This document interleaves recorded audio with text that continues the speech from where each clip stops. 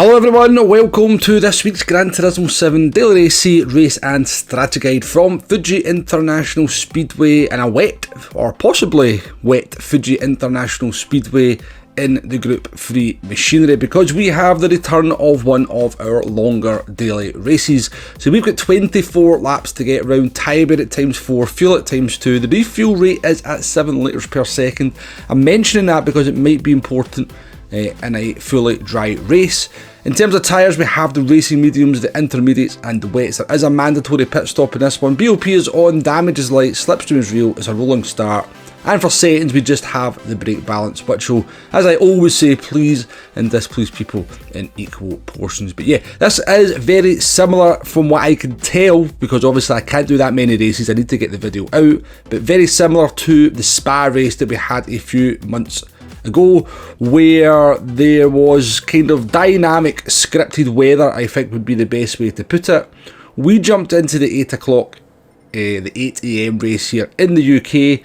We're in the Honda NSX, the modern one, not the brand new one that's been added to the game, or the brand new old one that's been added to the game.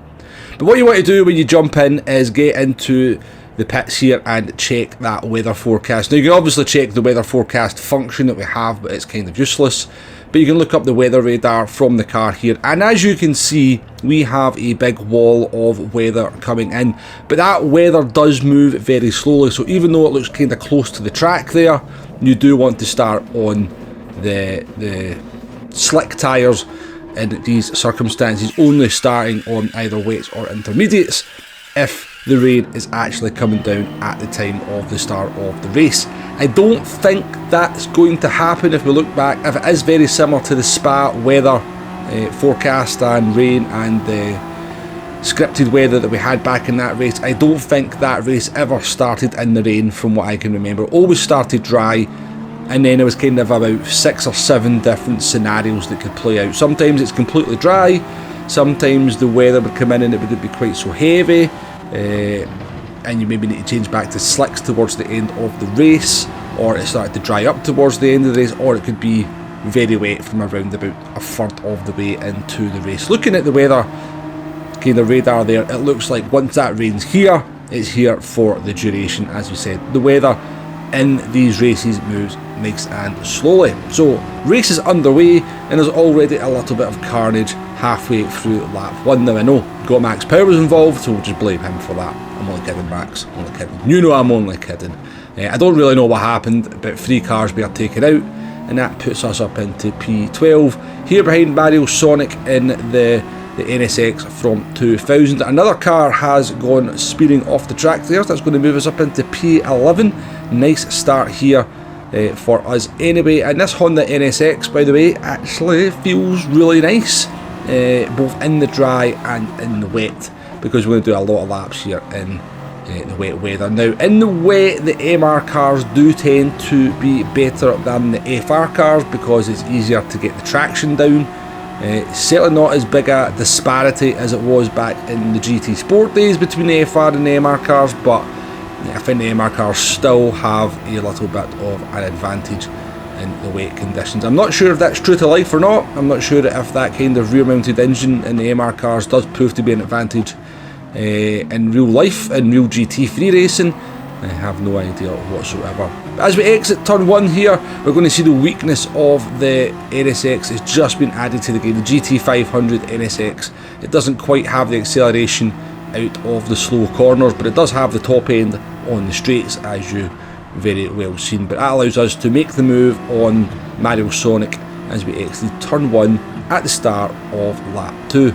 So jumping forward here to lap 5, and we are doing a little bit of a weather check. You can see that weather front has started to move in. It just gives you a kind of visual of how slowly that weather has moved in. So you've seen what it was at the start of the race, and you can see now as we start lap 6, it's now just starting to approach the track. And we've caught up to a squabbling Lewis, Sebastian Loeb and Shelty here.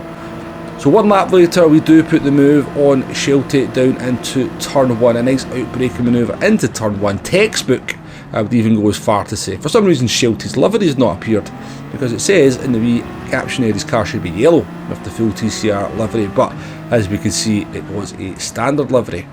So jumping forward here to lap 8. Now this kind of sneaked up on me a little bit. At the start of lap 8 I was going, oh, this track's, where's the grip going? The track is feeling a little bit slippy, and then I remembered the rain's coming in. So you can see a lot of the cars have opted to jump into the pits here at the end of lap 8, and I have opted to stay out for an additional lap. Now this is going to prove to actually be a mistake, so just gives you again a visual of how when the rain comes in, if it comes in this kind of fashion, even though this is kind of light rain at the moment, it kind of gets the track wet enough for you to get an advantage if you happen to pit right on the right time and get onto those intermediates. Now we can still drive the car here as we fast forward through this lap. You can see we've still got enough grip to get the car round, but we had to be very, very careful indeed. And as you can see, we sort of zoomed the radar out a little bit. This is still light rain, but there is some heavier rain on the way. So coming into the pits here, being very careful, negotiating pit lane, because last thing we want to do is spin and lose 10 seconds when we don't need to. We've already kind of made a mistake. And we're going to change on to the intermediate tyres. Now we're not going to take any fuel on here, but fuel is kind of marginal in this one. It's not critical, and I think it'll be very easy to save the fuel, particularly in a wet race. You don't have to worry about the fuel, but in a dry race I would keep an eye on that fuel, and because the refueling rate is quite low, it's usually at 10 litres per second, it's at 7 litres per second in this one. Any fuel you take on is going to have a slightly bigger penalty than usual. At least look at it as around about 2 seconds per 10 litres of fuel that you're going to take on. So I would try and just save the fuel, because you've got enough laps to do it, and it's very close on the fuel, so it's not like you're having to save a huge amount. I would probably just do the fuel saving over the course of the race. If you don't take on any fuel, your pit loss is going to be a shade over 20 seconds. I've just put 20 seconds there. So pitting that 1 lap later on the conditions actually lost us around about 5 or 6 seconds to Sebastian Loeb and Lewis, who we were on the same part of track. We actually had pretty decent pace though. We're kind of a little bit quicker than the leader at this point, but somebody who had even greater pace than us was of course got Max Power.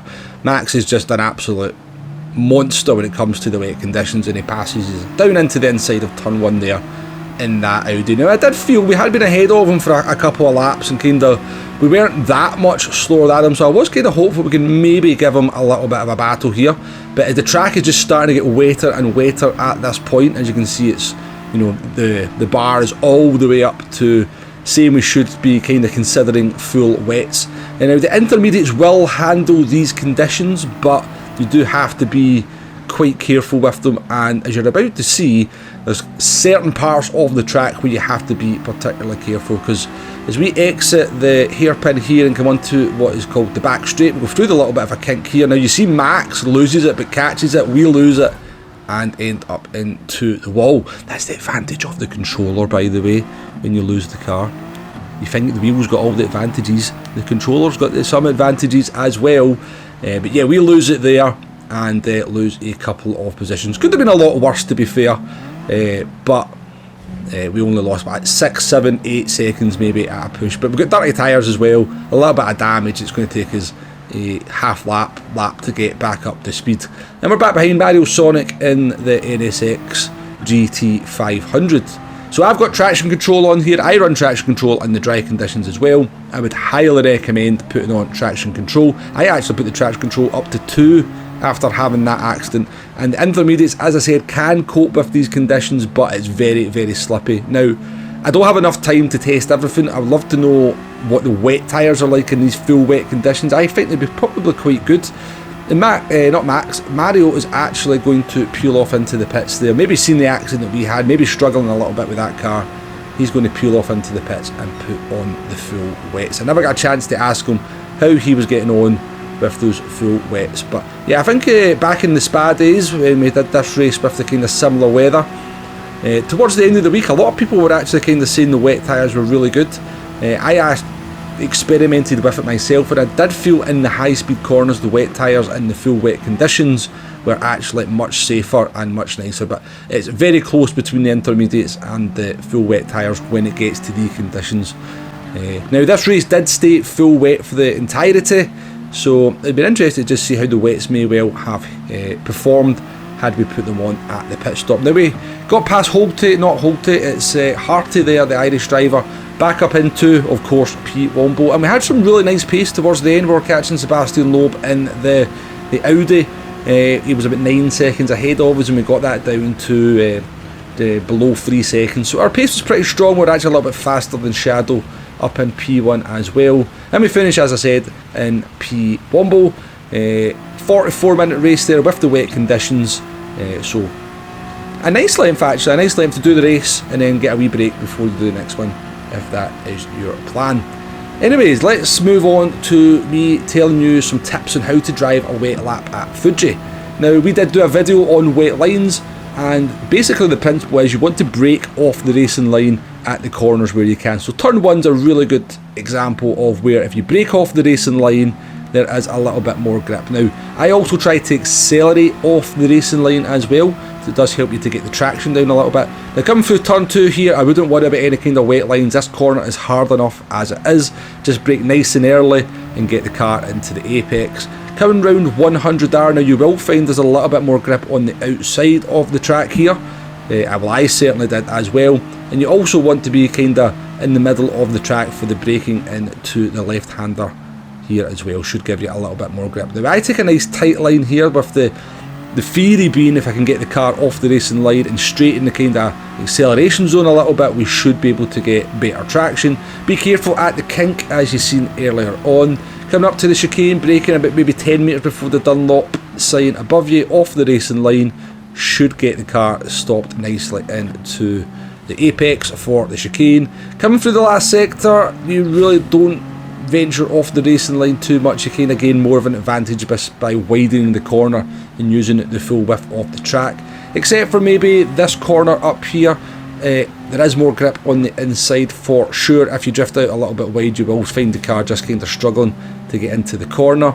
And then coming into the last corner, what I'm going to do here is I'm going to take a nice wide line, and then I'm going to cut across the racing line, and what I'm trying to do is get off the racing line for the traction zone here to get the power down nice and early and off that racing line. You can see the gains that we made on Sebastian Loeb out of the last corner there, gaining 0.2 of a second just in the traction zone alone. So that's my tips for you, how to drive a wet lap of Fuji.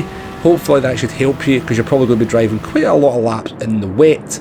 Not every race is going to be wet, of course. The race after this at 9 o'clock was fully dry. And one thing I do want to mention, at the time of putting this video out, this race is starting every half an hour. So that's either something that will change to racing every hour because they won't want to split the player base, or hopefully this doesn't happen, they change this to a 12 lap race and a half-hour race. That would be the last thing we want to happen, because I know not everybody likes these longer races, but it's nice to have them once in a while. One other thing I should mention, I was using weak ABS in the wet. I think default ABS in the wet is probably a little bit safer, but you have to be very fine on the brake if you're using weak ABS. It's not necessarily slower, but it's definitely, you'll kind of struggle with locking the brakes a little bit more, particularly in the wet conditions, so do bear that in mind. Anyway, let's move on to our strategy options now. If this is a fully dry race, your pit window is going to be between laps 9 and 14. The tyres will wear below around about 50% at the midpoint, so if the optimal strategy is going to be pit on lap 12 and just split it right down the middle. But if you're looking to get an undercut, you can pit on lap 9. If you're looking for an overcut, you can maybe go to lap 14. Just depends on the circumstances of your race. For a wet race, you just want to be pitting once that kind of wetness moisture meter indicates you're around about 1/3, because as you've seen from our race, we tried to push it and do an extra lap, and it turned out to be a mistake as the track just gradually gets wetter and wetter and wetter, even in that light rain. But that's pretty much everything I have got for you on this one. I think it's a really good daily race seat. I'm looking forward to it a lot. I really enjoyed it when we had it at Spa. In the dry, it's going to not be quite as interesting. It'll be, the tyre wear model's not going to allow the strategy to really give you that much flexibility. We've discussed that so many times, we won't go there again. But yeah, hopefully this video has been useful for you in some way, shape or form. Thank you very much for watching. Catch you on the next one. Goodbye now.